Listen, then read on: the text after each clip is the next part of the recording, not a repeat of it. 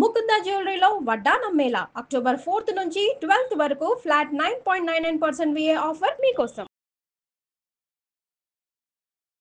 నమస్కారం, మీరు చూస్తుంది సుమన్ టీవీ. నేను మీ కీర్తి. సంకష్టహర చతుర్థి.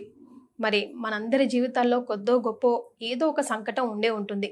ఈ రోజుని ఎలా సద్వినియోగం చేసుకుంటే బాగుంటుందో తెలియజేయడానికి ప్రముఖ ఆస్ట్రాలజర్ నందిబట్ల శ్రీహరి శర్మ గురుగారు ఉన్నారు.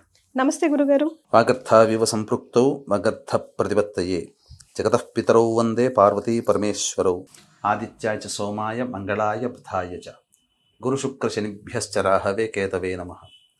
శృంగేరి జగద్గురు పీఠాధిపతులకి, కంచి పీఠాధిపతులకి నమస్కారములు తెలియజేసుకుంటూ కార్యక్రమాన్ని ప్రారంభిద్దాం. గురుగారు, నిజంగా ఒక్కొక్కసారి పిలిస్తే పలికే దేవుళ్ళు ఆ గణపయ్య కూడా అనిపిస్తూ ఉంటారు. సో ముఖ్యంగా ఇట్లా సంకష్టహర అని ఎవరికి లేదు, ఆయనకే ఉంది పేరు. ఎలాంటి సంకష్టాల నుంచి అయినా బయటికి తీసుకురాగలడు చాలా సునాయాసంగా. మరి ఈ రోజుని మేము ఎలా సద్వినియోగం చేసుకోవాలంటారు? సంకష్టహర చతుర్థి అంటే గణపతికి సంబంధించినటువంటిది. మనకు కలియుగ ప్రమాణాన్ని అనుసరించి కలో చండీ వినాయకో కాలభైరవ ఎందుకు చెప్పాల్సి వచ్చిందనంటే, ఒక్కొక్క యుగానికి దేవతలు, కొన్ని దేవతలు ఉంటారు, కొందరు వాళ్ళు అతి శీఘ్రంగా ఫలితాలు ఇస్తారు. అంటే సంకల్పము మాత్రము చేతనే ఆ దేవతల్ని ఉపాసించినటువంటి కారణం చేత సంకల్ప మాత్రము చేతనే ఫలితాన్ని త్వరగా ఇచ్చేసేస్తారు, అతి శీఘ్రంగా. క్షిప్రము అని అంటారు. అలాగే అతి శీఘ్రంగా ఫలితాలు ఇచ్చేటువంటి వాడు గణపతి. అందుకే ఆయనకి క్షిప్ర గణపతి అని అంటారు. క్షిప్ర అంటే తొందరగా, స్పీడ్. ఇక్కడ మనము చెప్పుకోదగినటువంటిది, ఈ కలియుగంలో చండి, గణపతి, కాలభైరవుడు, ఈ ముగ్గురు అతి శీఘ్రంగా ఫలితాలు ఇస్తారు. కాబట్టి ప్రతి సంకష్టహర చతుర్థి అంటే ప్రదోషకాల సమయానికి చవితి తిథి అందున బహుళ పక్షంలో ఉండాలి. పౌర్ణమి వెళ్ళిన చవితి తిథే బహుళ పక్షం. కానీ మీరు గమనించుకుంటే వినాయక చవితి మాత్రం అమావాస్య వెళ్ళిన చవితికి చేస్తే అది వరద చతుర్థి అని అంటారు. ఈ మిగతా చతుర్థులు అమావాస్య కంటే పౌర్ణమి వెళ్ళినటువంటి చవితి తిథి రోజున చేస్తారు. అది ప్రదోషకాల, సాయంకాల ప్రదోషకాల సమయంలో చవితి ఉండాలి. అది నియమం. ఈసారి 14వ తారీఖు అయింది, ఆదివారం. మనకు అమావాస్య వెళ్ళిన తర్వాత వచ్చేది వరద చతుర్థి, అది వినాయక చతుర్థి. కానీ పౌర్ణమి వెళ్ళినటువంటి చతుర్థి ప్రదోషకాల సమయంలో ఉండాలి, అది సంకష్టహర చతుర్థి అని అంటారు. ఈ సంకష్టహర చతుర్థి విధిగా ఆచరించినటువంటి వాళ్ళకి నా అనుభవంలోనమ్మ చాలా మంది ఫలితాలు పొందిన వాళ్ళు ఉన్నారు. ఇప్పటికీ కూడా అది మేము చేస్తున్నామని చెప్పుకోరు, కానీ సంతోషి మాతా వ్రతము, వైభవ లక్ష్మీ వ్రతము, అలాగే ఎలా అయితే దత్తాత్రేయ ఆరాధన, గురు వ్రతం ఎలా అయితే చేస్తారో ఇది కూడా చేస్తున్నారు. అవును గురుగారు, ఉప్పు లేకుండా తినాలంట కదా ఈ రోజు. అవును, సంకష్టహర చతుర్థి రోజు వ్రతం ఆచరించిన వాళ్ళు ఉప్పు లేకుండా తినాలి. సాయంకాలం వరకు ఏం తినకుండా ఉపవాస నియమాన్ని పాటించాలి. అసలు శివరాత్రి రోజున ఉపవాస నియమం ఎలా అయితే పాటించమని శాస్త్రం చెబుతుందో, ప్రతి ఏకాదశి రోజున ఉపవాసం ఉండాలని ఎలా చెబుతుందో, అట్లాగే సంకష్టహర చతుర్థి రోజున ఖచ్చితంగా ఉపవాసం ఉండాలి ఆచరించేవాళ్ళు. ఆచరించి పుణ్య ఫలితాన్ని అనుభవించే వాళ్ళు కూడా నిజంగా నేను కూడా మా ఇంట్లో చేస్తారు గురుగారు. చాలా అసలు ఆ వారాలు 8 వారాలు, 5 వారాలు, 16 వారాలు అనుకుంటారు కదా, ఎంత కఠినమైన కోరికైనా నిజంగానే తీరుతుంది. ఒక్కసారైనా చేస్తానని, లేదా 3 వ్రతాలు చేస్తానని, 11 వ్రతాలు చేస్తానని, షోడశ వ్రతం 16 వ్రతాలు చేస్తానని, అష్టాదశం అంటే 18 సంకష్టహర చతుర్థి చేస్తానని, అలాగే 21 వ్రతాలు అంటే 21 సార్లు చేస్తానని, నక్షత్ర వారాలు అంటే 27 సార్లు చేస్తానని మొక్కుకునే వాళ్ళు ఉన్నారు. అది చేసిన తర్వాత అసలు మొదలుపెట్టినటువంటి కొన్ని వారాల్లోనే, అనగా కొన్ని నెలల్లోనే వాళ్ళ సంకల్పం నెరవేరుతుందమ్మా.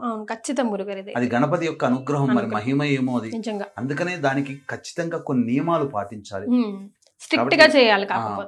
చక్కగా పొద్దున్నే లేచి కాలకృత్యాదులు తీర్చుకొని చక్కగా జిల్లేడు గణపతి కానీ, ఇత్తడి గణపతి కానీ, లేకపోతే స్ఫటిక గణపతి కానీ, లేదా పాదరసం రస గణపతికి కానీ, లేదా ఇవేవీ లేవండి, మామూలు ఒక చిత్రపటానికైనా గణపతిని పెట్టుకొని, అంటే ఆ చెక్కపీట బల్లపీట మీద తెలుపు వస్త్రం కానీ, ఎర్రటి వస్త్రం కానీ, లేకపోతే ఆకుపచ్చ రంగు వస్త్రం కానీ, లేదా ఏదైనా పెట్టుకోవచ్చు, ప్లాస్టిక్ లేకుండా పెట్టేసి ఆ గణపతి ప్రతిమ పెట్టి, ఆ గణపతి ప్రతిమ ముందర ఒక పళ్ళెములో ఒక 3 పిడికిళ్ళైనా ఎంత వాళ్ళ శక్తి కొలది ఆ బియ్యాన్ని పెట్టి ఆ బియ్యంలో చక్కగా గణపతిని లేదా గణపతిని చిత్రపటం కానీ పెట్టుకొని చక్కగా ఆ ముడుపు కట్టాలి, మూట కట్టాలి. ఆ బియ్యాన్ని ఏదైనా ఒక వస్త్రంలో, శుభ్రమైనటువంటి వస్త్రంలో కలిపి చక్కగా గణపతి పూజ చేసుకుని షోడశోపచార విధానంగా వినాయక వ్రత కల్పం గణపతి వినాయక చవితి మూటలో బియ్యం కలపాలి, బియ్యం పెట్టాలి. 3 పిడికిలు. చిత్రపటం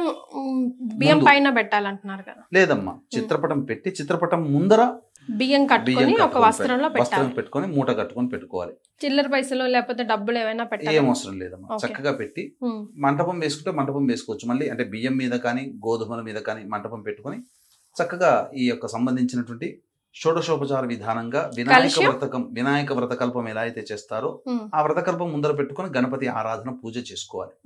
చేసుకున్న తర్వాత ఆ రోజంతా ఉపవాస నియమాన్ని పాటించాలి.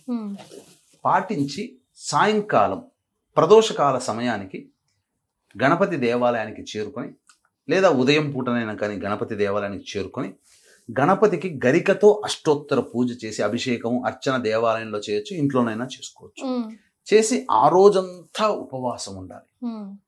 ఉండి గణపతి నామాన్ని స్మరించుకుంటూ ఉండాలి. సాయంకాల ప్రదోషకాల సమయంలో చక్కగా విధి విధానంగా ఈ స్వామిని మళ్ళీ అర్చించాలి. అయితే ఈ లోపల ఈ సంకష్టహర చతుర్థి రోజున చాలా మంది ఏం చేస్తారంటే మోదుగలతో ఇవి ఉంటాయి కదమ్మా, గణపతి మోదకాలు ఆ మోదకాలతో హోమం చేస్తారు, లేదా కుడుములు నైవేద్యంగా పెడతారు తయారు చేసి, లేదు గణపతి హోమం విశేషంగా చేస్తారు గరికతో కానీ, లేదు అష్టద్రవ్యములు అని అంటారు. అంటే కొబ్బరి పొడి, అటుకులు, బెల్లము, పుట్నాలు, అలాగే మిశ్రి, ఇవన్నీ కలిపినటువంటి ద్రవ్యములతో గణపతికి హోమం చేస్తారు. చాలా విశేషం. గరికతో కలిపి చేస్తారు. విశేషమైనటువంటి ద్రవ్యం అది. అది చేయడం ద్వారా ఆ గణపతి అనుగ్రహం శీఘ్రంగా కలుగుతుంది. ఆ హోమ తదనంతరం ఉపవాసం ఉంటారు. సాయంకాలానికి విధిగా ఒక నియమాన్ని పాటించాలి. దీనికి సంబంధించినటువంటి గాథ కూడా ఉందమ్మా.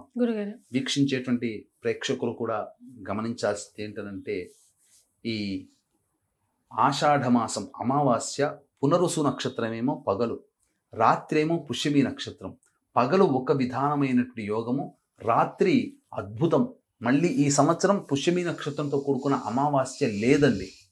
కావున అది శివాజ్ఞ మేర విశ్వేశ్వరుడు పిలిపించుకున్న కాశీక్షేత్రంలో ఉంటున్నాం ఒక వారం 10 రోజుల పాటు. అప్పుడు ఆ సమయం అమావాస్య వచ్చింది కాబట్టి మీ కుటుంబ సభ్యుల యొక్క అనగా మామూలు సందర్భాలలో ఎక్కడ ఒక్క కాశీక్షేత్రం తప్ప ఎక్కడ పిండ ప్రదాన కార్యక్రమం చేసినా వసురుద్ర ఆదిత్య రూపంలో పితృదేవతలకు వెళుతుంది. కానీ కాశీక్షేత్రంలో పిండ ప్రదానం జరుగుతుందంటే సాక్షాత్తు యముడే పంపిస్తాడు పితృదేవతని, వెళ్ళి మీ వాళ్ళ కార్యక్రమాన్ని జరిపిస్తున్నారు, ఆ పుణ్యఫలం తెచ్చుకో అని చెప్పి.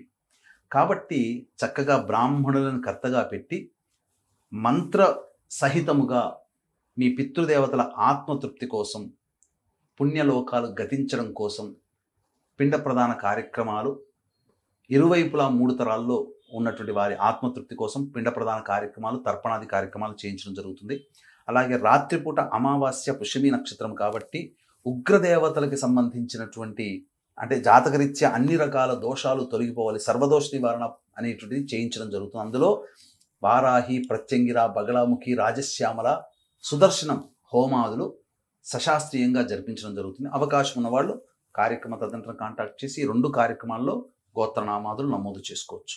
ఇక సంబంధించినటువంటిది ఏంటంటే క్లుప్తంగా తెలియజేస్తాను. ఇంద్రుడికి సంబంధించి ఇంద్రుడు ఒక విశేషమైనటువంటి గణపతి భక్తుడిని సందర్శించుకుని తిరుగు ప్రయాణం అవుతుంటే విశ్వరూపుడు అనే రాజు పరిపాలించే నగరం గుండా వెళుతున్నప్పుడు విమానం మధ్యలోనే ఆగిపోతుంది. అంటే ఈ యొక్క రాజ్యంలో పాపకర్మలు చేసిన ప్రజలు ఉన్నారు కాబట్టి వాళ్ళ నెగిటివ్ ఎనర్జీ వెళ్ళి ఆ విమానం అనేటువంటిది ఆగిపోయింది. విమానం మళ్ళీ ముందుకు కదలాలి అని అంటే ఎవరైనా సంకష్టహర చతుర్థి అంటే గణపతి ఉపాసన చేసినటువంటి వ్యక్తి ఒకరోజు చతుర్థి వ్రతాన్ని ఆచరించిన పుణ్య ఫలితాన్ని ధారాదత్తం చేస్తే విమానం కదులుతుందని అశరీరవాణి పలుకుతుంది. ఆ సందర్భంగా చాటింపు వేయిస్తే ఎవ్వరూ కూడా వ్రతాన్ని ఆచరించినటువంటి వాళ్ళు కనబడలేదు. అయితే వింతగా ఒక స్త్రీ శరీరం తీసుకుని కొంతమంది యమభటులు, ఆ స్త్రీ శరీరం దగ్గర యమభటులు, గణపతి శిష్యులు, గణపతి పరివారం వాదులు ఆడుకుంటున్నారు. ఇది మా లోకానికి వెళ్ళాలి, లేదు ఈ అమ్మాయి ప్రతిగుణంగా ఒక్క పుణ్యం చేయలేదు, నరకానికి పోవాల్సిందే, లేదు తెలిసో తెలియకో చతుర్థి రోజున ఉపవాసం ఉండి ఆచరించి గణపతికి నమస్కారం చేసుకుంది కాబట్టి గణపతి లోకానికి పోవాలి అని. ఈ యొక్క మాట విని ఆ విశ్వరూపుడు చేద్దామనంటే ఆ స్త్రీమూర్తి చనిపోయింది కదా, అందుకని ఏం చేయలేకపోతాడు. ఇంద్రుడు కూడా నిశ్చేష్టుడైపోతాడు, నేను ఎలా వెళ్ళాలి మళ్ళీ తిరిగి ప్రయాణం అని. కానీ వాదులాటలో గణపతి సైనికులే గెలుస్తారు కాబట్టి గణపతి లోకానికి తీసుకుని వెళ్తుంటే ఆ యొక్క విమానం గుండా ఆ యొక్క స్త్రీ శరీరం శవం వెళుతుంది. గాలి తాకినటువంటి ఆ స్త్రీ శరీరాన్ని కనుక తెలుసో తెలియకో ఈ గణపతి వ్రతాన్ని ఆచరించి గణపతికి పూజ చేసినటువంటి పుణ్య ఫలితం పొందిన ఆ స్త్రీమూర్తి తీసుకుని వెళుతున్నటువంటి భటులు, గణపతికి సంబంధించినటువంటి సైనికులు ఎవరైతే ఉన్నారో పోతూ ఉంటే ఆ స్త్రీమూర్తిని తాకినటువంటి గాలి వెళ్ళి ఆ విమానానికి తగలడం వల్ల ఆ విమానంలో చైతన్యం వచ్చి విమానం కదులుతుంది. అంటే వ్రతాన్ని ఆచరించిన వ్యక్తికి స్వర్గం ఎలా అయితే కలిగిందో ఆ వ్రతాన్ని ఆచరించిన వ్యక్తికి తాకిన గాలి కూడా గొప్ప శక్తివంతంగా పనిచేసింది. అంటే దీని అర్థం ఇటువంటి వ్రతాన్ని ఆచరించడం వల్ల ఎంతటి పుణ్య ఫలితాన్ని, ఎంత గొప్ప యోగాన్ని పొందుతారో మనకు దీని ద్వారా తెలుస్తుంది. కాబట్టి చక్కగా ఈ వ్రతాన్ని ఆచరించి సాయంకాలం ప్రదోషకాల సమయంలో చక్కగా మళ్ళీ చంద్రుణ్ణి దర్శనం చేసుకుని ఇంటికి వచ్చి ఆ 3 పిడికెళ్ళు బియ్యం వేసినటువంటి ఉంది కదమ్మా, దాన్ని పాయసాన్నం, బెల్లముతో కూడుకున్నటువంటి పాయసాన్నాన్ని నైవేద్యంగా చేయాలి. చేసి ఆ స్వామికి నైవేద్యంగా పెట్టి కుటుంబ సభ్యులు భుజించినట్లయితే ఆ రోజంతా ఉపవాసం చేసిన ఫలితం దక్కుతుంది. అప్పుడు ఆ గణపతి యొక్క అనుగ్రహం కలగడం ద్వారా వాళ్ళ జీవితంలో ఎదుర్కొనే అనేక సమస్యలన్నీ కూడాను అతి త్వరగా నివారణ అవుతాయని చెప్పడంలో ఏమాత్రం సందేహం లేదు. ఇది నమ్మి చేయండి, గణపతి అనుగ్రహాన్ని పొంది తీరుతారు, అందులో సందేహము లేదని చెప్పవచ్చు. చాలా సంతోషం గురుగారు, అనేక విషయాలు తెలియజేశారు. ధన్యవాదాలు. సర్వం శ్రీ ఉమామహేశ్వర పరబ్రహ్మార్పణమస్తు.